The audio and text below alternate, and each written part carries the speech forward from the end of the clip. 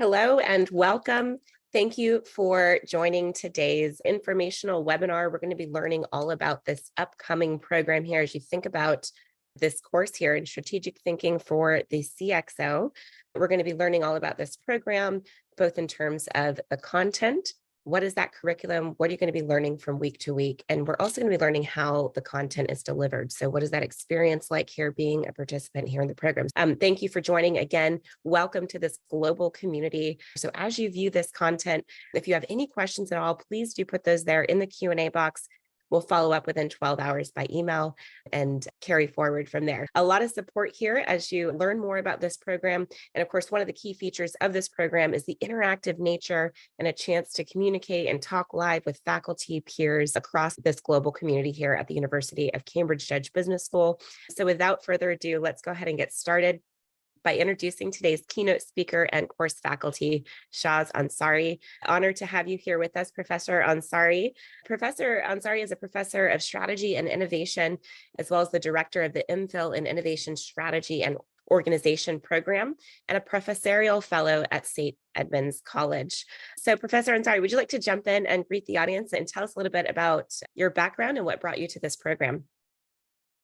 Yes, thank you. So a very warm welcome to everyone. I have been involved with this program for several years alongside my colleague, Professor Kamal Munir, who co-teaches this course. And this is something that is dear to our research, our teaching, and we both bring out the latest practices and frameworks that we develop alongside executives, alongside our teaching, whether it's executive MBAs, whether it's executive audiences, and then our own consulting work. And we bring those ideas to enhance our research and would like to share these ideas with you so that you can make these useful for your own organization, for your own industry. So we really enjoyed interacting with this audience brought by Emeritus and by Judge in Cambridge, and look forward to interacting with many of you. Thank you, Professor Ansari, for being here to tell us all about this program. I'm going to hand the spotlight right back over to you to tell us more about the design of the program, those learning outcomes. But firstly, let me introduce our audience here to this broader community. In addition to Professor Ansari, you're joining a global team of peers who are, as you can see on your screen here, innovators, creative thinkers, thoughtful and collaborative problem solvers, current and future leaders who are drawn from a huge diversity of backgrounds and countries. So welcome. It's an honor to be learning and discovering shoulder to shoulder with each and every one of you. You can see here at Cambridge Judge Business School, one of the chief objectives here, the mission really is to advance knowledge and leadership through people who leave a mark on the world. And that really is the key phrase there. How do you leave a mark on the world? Educational opportunities like this allow you to have an immersive experience where you roll up your sleeves and engage with your learning in real time. These are transformational, high impact programs, and that's what we're here to deliver. So we're so pleased to be able to tell you more about this program and what you can expect in terms of those opportunities to get to know your community while you discover and continue on your lifelong learning journey. This program in particular is ideal for CXOs, mid to senior level managers and executives, corporate strategy heads, strategy consultants, really those of you who are looking to learn tactical frameworks that will help you to examine the competitive environment that you're in and assess the relative position of your organization to identify those early signs of disruption at any touch point along that scale. This program is designed for. I'd love to hear more from Professor Ansari. I'll invite you in now to tell us more about this program, who you designed this program for, who was that profile you had in mind. I'm going to hand the spotlight over to you now for key takeaways and to tell us more about this program. Thanks again for being here with us. Thank you, Marie. Yes, this program is designed for a wide range of executives, of business practitioners, both from the private sector or businesses, as well as the public sector, as well as the NGO sector. So it actually covers a wide range of organizations. The reason for that is that strategy and strategic management is core to any kind of organization. So whether you work for a business, whether you are an entrepreneur, whether you are a professional in the corporate sector, whether you are a government civil servant, whether you work for NGOs or you work for a charity, strategy is equally critical for all these kinds of organizations. So what we've kept in mind in designing this program is a broad range of audiences. So it's not specific to any particular sector, business, government, or NGO. So the reason for that is that we wanted to bring home the idea that even if you run a charity, for example, and we have run a program for the Church of England, for instance, who wanted to develop a new strategy for the Church of England to boost audiences and make the experience richer for their target audience. So what I wanted to emphasize here is that a strategy program like this is as relevant for a bank as for as an entrepreneurial firm, for a small and medium enterprise, as much as it is relevant for a bank or for NGO or even the Church of England for that matter. So it's something that is at the core of every organization's success and performance. What the key idea of strategy and strategic management is to manage your organization in a manner that allows it to gain a competitive advantage in whatever sector you are. So at the core of it are these frameworks, ideas, concepts, practices that help you achieve that success in performance in your particular sector. So again, the audience is wide-ranging, and we make sure that we are speaking to all of those people interested in a better strategic management in their organizations. Thank you, Professor Ansari. Let's go ahead and dive into the meat and potatoes of today's session. Tell us a little bit more about the program syllabus and that through line of logic and how you designed this curriculum across these 8 weeks. The idea of designing this, and carefully sat through this many times over, is to run you through a narrative across this strategy journey. In other words, we want this journey to be as fulfilling, as enriching as possible across these 8 modules. So what's the logic behind this particular organization that you see from module 1 to 8? So module 1, understandably, is figuring out what is the meaning of strategy. What does it mean to govern successfully? What is the core of strategic management? So introduction to strategy basically covers all kinds of basic concepts, right from where strategy began to how it's evolved as a field and how we understand it today. It basically covers different elements, not just in terms of what strategy is, in terms of it's how you define a problem, how you solve that problem, and what actions do you take to make sure that strategy is implemented. So in the introduction, we're covering this whole idea, the kernels of strategy, if you like, that determine what's a good strategy, what's a bad strategy. That we'll come back to in module 3 in more detail. The module 2 is about frameworks to create breakthrough strategies. So there are several frameworks that we'll go through in this course. We have, for instance, we have cost leadership as a strategy. We have differentiation as a strategy. We have blue ocean as a strategy. We have, and later we'll cover in module 4, ecosystems as a strategy, and ecosystems that we'll cover in module 4. So in module 2, we just are going to familiarize you with the established and new frameworks that we have developed in order to guide your thinking, in order to shape the way you design your strategy, the way you implement your strategy, to make sure you're not missing in your analyses the key critical elements that determine making a good strategy. So we'll exactly explain to you what we mean by good and bad strategy in module 3. So when you talk about strategy in the 21st century, the idea over here is to understand what differentiates a good strategy from a bad strategy. Can you tell the difference when you read a strategy document? Can you look at it and say ex ante? By ex ante, can you say it before it's implemented? Can you look at a strategy document and say, this sounds like a good strategy or this sounds like a bad strategy? Because if you can only tell a good strategy afterwards, then it's not very useful. The reason for that is the strategy is always future-oriented. So you're trying to predict the future. So good strategy should help you navigate that future better than others.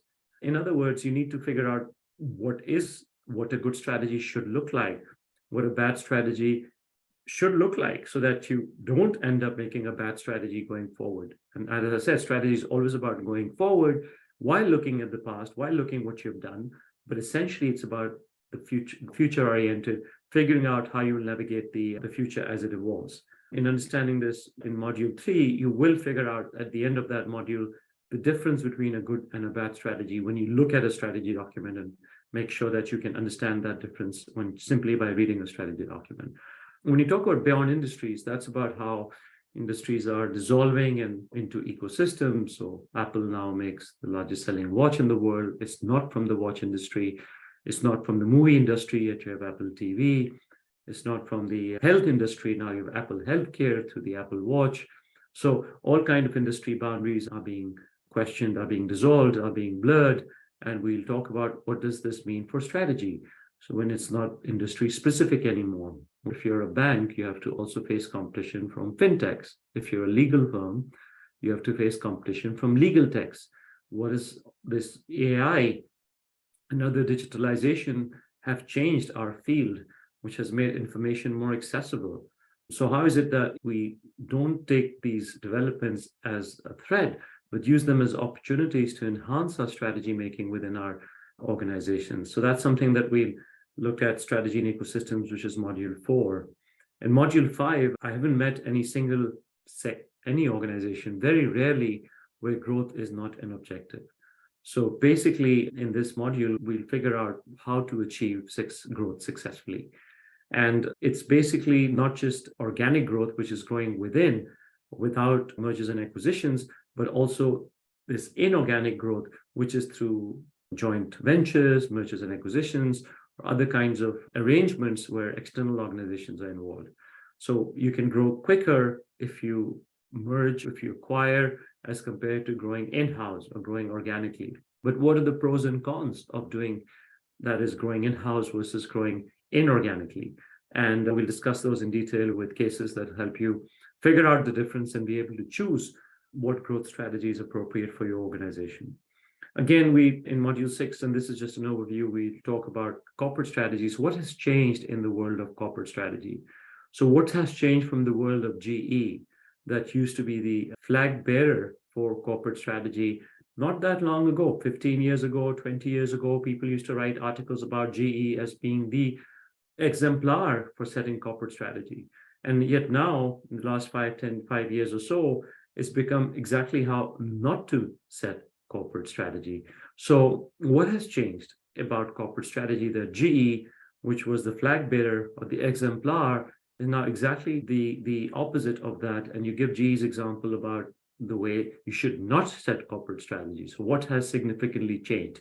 And that's what we're going to be conceptualizing in terms of how demand side economics, user power and empowerment, how has that changed how you diversify, how you manage different businesses, how you create synergies across these businesses, whether it's Google, whether it's Apple, whether it's these big firms like Meta, Facebook, or Microsoft, whether you're small and medium enterprises, what is it that you manage in terms of creating synergies between your different offerings? This ties into also module 7, which is basically the fact that the time span for strategy making has shrunk, right? It used to be 15 years. There's a journal in our field which is called long range planning. And suddenly, what does long range mean? Many of us, of course, most of us, every one of us experienced during COVID, 2020 to 22, how significantly that changed our strategies and business plans. So I'm sure that most of us had to adapt. So this was a one-time event. This was a hugely disruptive event. But what it showed is that the time horizons for strategies in the long is getting shorter and shorter. What it doesn't mean is that you change your strategy every day. What it means is you have to be mindful of the environmental developments, turbulence, changes, volatility, and make sure your strategy is keeping up with those changes so that you are adapting to the environment in as responsive a manner as possible. So emergent strategies, how strategies emerge as you go and how you adapt along the way. And there's a notion of serendipity that is a take on this emergence that we'll be discussing in more detail and talking about what does serendipity mean? How can you make your organization more serendipitous as you try and take advantages of the opportunities that arise? And finally, no strategy is useful without successful execution and implementation. So the idea of execution and implementation is at the core of strategy. It's just a piece, it's just words, it's just a document. So without action, without embedding strategy in your day-to-day working, any strategy is as good as not having a strategy unless it's implemented effectively. So this is how we design from the introduction in module 1 to the conclusion of implementation in module 8. This is the journey that we'll take you through across the 8 modules so that you develop a solid understanding of strategy and develop a solid understanding of creating and implementing strategy, as well as external analyses and your organizational internal analysis. Make sure that you make good strategies and not bad strategies. Thank you, Professor Ansari, for walking us through the program syllabus here. Let's jump to the case studies and the examples. And then from there, I'll talk a little bit about the overall learning experience, but I would love to hear your thoughts and comments about some of those featured case studies. So as we explore these themes across the modules, case study analysis becomes really critical to mapping out key challenges and areas for growth and improvement. Could you talk a little bit about the case studies and how they add value to the learning here?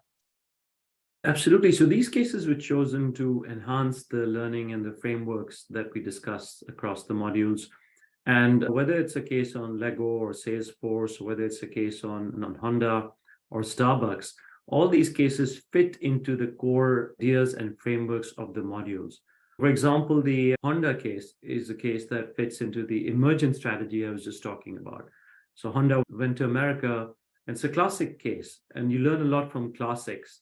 And of course, you can update them to make sense in the current context, but it's always useful to read about classics. So this is a classic case about emergent strategy when Honda went to America, trying to sell large motorcycles, but it ended up selling small motorcycles that it had not intended to do.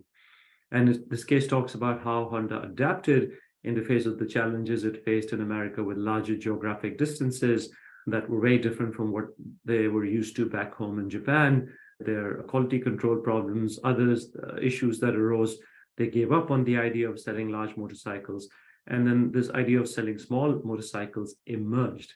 And then they made a strategy around these selling small motorcycles that made them the most successful firm in the US. So how did it achieve this? How does this strategy change and emerge? In this case captures is at the heart of emergent strategy. Starbucks, again, I'll give you one more example, would be at the heart of growth, and basically how Starbucks achieves growth, given that it's already become massive. So how do you continue to grow when you have, let's say, used up many of your options, such as expanding your branches, expanding your range of offerings, such as offering not just coffee, but food, sandwiches, desserts, and other things? How do you still increase volume? How do you still increase revenue? How do you still increase revenue per customer? How do you grow especially when you're in a mature market? Growth becomes even harder. So this case brings home the challenges of growth, and then you can see how the lessons from this case can be applied to your own growth challenges and the frameworks that we develop for growth. Now, case studies are a core form of learning, but we don't limit ourselves to case studies. We believe in updating as we go. So more recently, I've been involved in interacting with AI and Chat GPT that all of you must have heard of. And my own take on that is that it serves as an additional learning tool. And it gives you, it's like a co-pilot, or it's almost like an intern that you have, that you can always prompt to enhance your own thinking and reflection. So I can talk more about how that helps in strategy making and strategy design. But again, I see that as an additional learning tool alongside cases, simulations, and others. And there are various forms, various methods of learning, but a case study is still as relevant today as it was decades ago. And I think this is one of those opportunities where folks really have a chance to interact with the learning. So we talk about this being an immersive learning experience where you roll up your sleeves and really engage in lively discussion and interactions. And case study analysis is a key area in which you can do that. And so let's go over into the learning experience where we'll talk more about what some of those engagement points are and what that day-to-day experience looks like here in the program.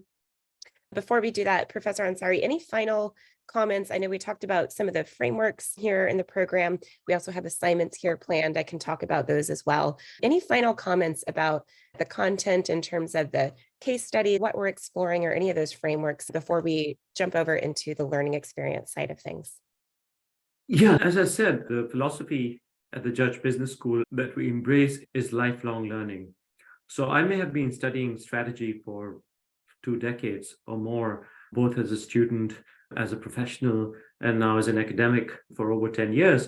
But the key challenge about strategy is never resting on your laurels. It's a process. It's a mindset you develop to understand, question the assumptions around your environment, around your own organizational operations and business model, to have this inquisitive, intellectually curious mindset, always be willing to absorb new information and see if that changes some of the assumptions you've made in devising your strategy as you go along. So it's about this continuous learning, which we call lifelong learning. So you're always a student of strategy, even if you're implementing strategy.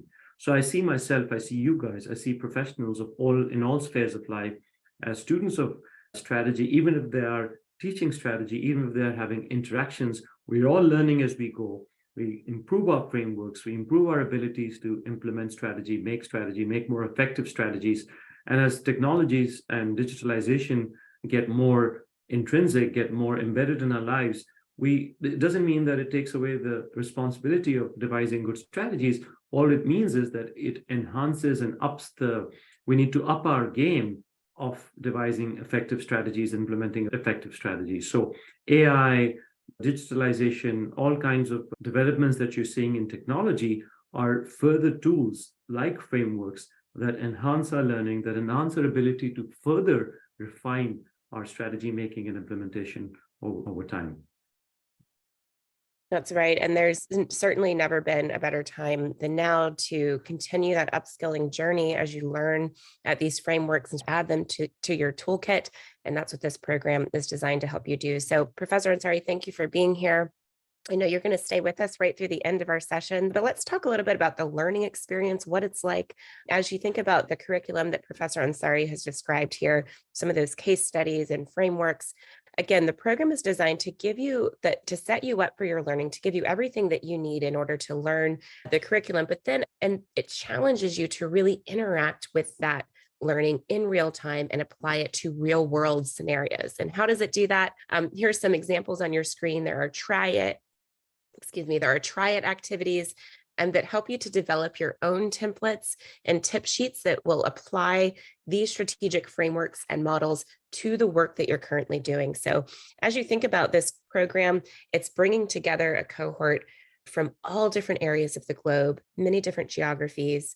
Your peers represent many different industry areas, professional roles, different sectors and functions, all coming together to learn these frameworks and discuss these ideas and to try these ideas and apply them in real context.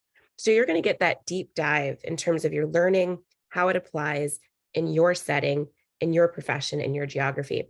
But through these peer-to-peer engagement activities where you're discussing these ideas, you're trying it together, and you're engaging in this coursework together, you have that broadened scope of understanding because you're seeing these frameworks and these learnings come to life in other contexts as well, in other geographies, industry areas, at different professional levels within an organization. So you get that broadened scope of understanding through some of these interactive and relational engagement touch points here in the program. The activities allow you to follow that step-by-step guidance, really apply it, map it into your ecosystem, analyze real world business situations using these strategic frameworks and models. And again, discuss all of this in order to contextualize your learning, share your experiences, gain those networking opportunities, get to know one another, and really elaborate on your learning together. So this course is what we like to call a reciprocal learning environment, where you're coming in with your skills, your experience, your expertise. You're contributing as well as receiving knowledge, and you're really the driver of your own learning experience. So as you think about these 8 weeks, we set you up at the very beginning with goal setting from the beginning of each week. So you're driving through your own goals from week to week. The very first thing we'll do is we'll spend an entire week. We call this week 0. It's before we get to those 8 modules. Week 0 is an opportunity for you to orient yourself with the program, the learning platform. You'll get to know your peers and colleagues. You can establish a profile and get ready for that intensive 8 weeks of learning. And then from there, starting with the first module all the way through the final module, you begin each week by setting goals for yourself. So you know what your learning goals are, how they apply before you set into the learning for that week. At the top of each week, a set of content is released And it includes on-demand video lectures from your course faculty. These are brief 5 to 7 minute clips you can watch around a schedule that works for you as many times as you need to, really gain those core understandings. And then the rest of the content that's released, again, designed to help you engage with those learnings. There are assignments, discussion boards for you to engage with your peers and colleagues, triad activities, capstone project exercises, question and answer sessions, live webinars, all of this aimed at helping you to take that learning and really develop it throughout the week and reach those goals that you've set for yourself. There are guest speakers, some of the live opportunities, such as this webinar here. These are all recorded and posted into the platform the next day for on-demand access. So even if you miss a live event and you're not able to come, you'll have that simulated live experience available for the remainder of your time in the program. So this program is not only designed to get you face-to-face with peers and faculty in a community of learners, but it's also designed to be convenient, allowing you to touch in around a schedule that works for you as you seek to learn alongside your professional, family, and personal responsibilities. So this program is that nice blend of synchronous and asynchronous learning, allowing you to have access to the incredible wealth of knowledge here in this program from the comfort of your own home geography, and all while applying your learning in real time. In addition to these, that week 0, that 8 weeks of content, beyond that period of time, you have access to this program for an entire calendar year, which means you'll continue to be able to touch into these videos, discussion threads, assignments, and activities as you seek to bring out these frameworks to life throughout the remainder of that calendar year. So there are a lot of these opportunities to think about growing your career, applying your learning, and certainly this program, due to all of these efforts to really bring this learning into a place of real-time action, this program does culminate in an opportunity for you to earn a credential here from the University of Cambridge Judge Business School. This is a formal credential here, a digital certificate of completion that really showcases your learning and your expertise in this area of strategic thinking for the CXO. You can post this on your social media, on your LinkedIn, bring it in with you as part of your application materials. If you're looking to springboard into career advancement opportunities, certainly having a formal credential here is going to help go a long way in achieving that goal. So we're thinking of you in a holistic way, not only in terms of the content here in the framework, but also in terms of your overall career and your ability to continue on that path of lifelong learning. Professor Ansari, I would love to invite you back in to talk a little bit about the cohort and the diversity here of thoughts and ideas that are coming together and how that might add value. But perhaps someone's thinking, is this program really right for me? I'm in a certain industry or a certain geography. Did you design this program to really be industry agnostic? Could you talk a little bit about the ways in which it's broadly applicable across the globe? Over the years, we have seen a very impressive diversity of participants, literally from not just geographic dispersion around the world, so Africa, Latin America, Europe, America, but even in terms of sector diversities, with people from IT, people from the financial industry, people from the natural resource industry, people from small and medium enterprises and construction to agriculture. So we have seen a huge diversity of participants from all different sectors as well as different geographies in this program, which adds to the breadth of knowledge, the breadth of exchanges that we get as a result of this collective experience. Now, of course, we were mindful of that diversity. We have designed this program to make sure it's not skewed towards large established organizations or towards small and medium enterprises or startups. So we have tried to ensure that whether you work for a startup, for a small and medium enterprise, or for a large established organization such as Salesforce, for instance, now, which used to be a startup at some point. But the idea that all these different kinds of organizations pose different kinds of strategic challenges. And this course enables you to have a framework, have principles, have concepts that help you address those challenges, regardless of the type of organization you work in. And that's just not sector agnostic, as Mario was mentioning, and as I also noted, but rather also agnostic in terms of the size and resource richness or poorness of the organization, but that established versus new entrants or small and medium enterprises. And most of us don't work for large multinationals. We have to be mindful of the fact that the strategies that we develop and the frameworks that we develop are not just meant for the Googles and Apples or the Facebooks of the world, but also for the vast majority of us who tend to work for small and medium enterprises or even startup companies. Make sure that this course is not skewed towards those large established organizations, as sometimes the strategic management field tends to be focusing more on those established organizations. But we want to make sure that you bring your challenges, regardless of the type of organization, have these exchanges, have this collective learning experience through cases, through lectures, through webinars, through tutoring that helps you understand this